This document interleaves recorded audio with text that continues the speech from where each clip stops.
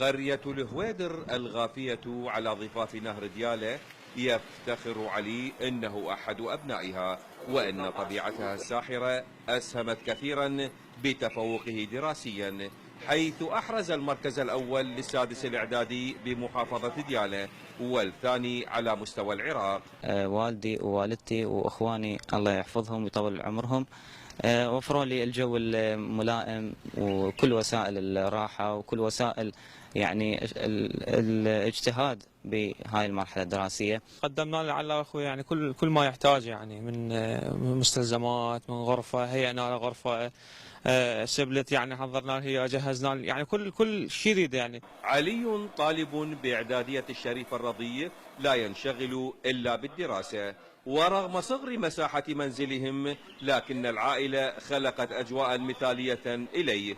الأب منتسب في شرطة العبارة يستقطع من راتبه ولقمة عيشه كي يوفر المستلزمات الدراسية للأبناء. جاب نسبة عالية وهذا فخر لديالى وفخر لقرية الهويدر وفخر للعراق.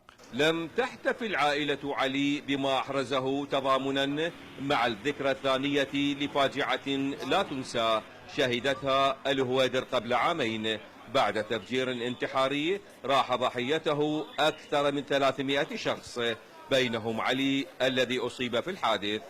كنا ناويين نسوي احتفاليه لعل احتفاليه كبيره، بس اللي منعنا انه بعد 3 ايام راح تصادف الذكرى السنويه للفاجعه مال الانفجار اللي صار اخر شيء بقريه الهويدر. المتفوقون دراسيا لا يبالون بصعوبات الحياه المعيشيه ولا يكترثون اليها، بل انها لا تزيدهم الا اصرارا وعزيمه. من قريه الهويدر وسط مدينه بعقوبه العنبقي، الحره.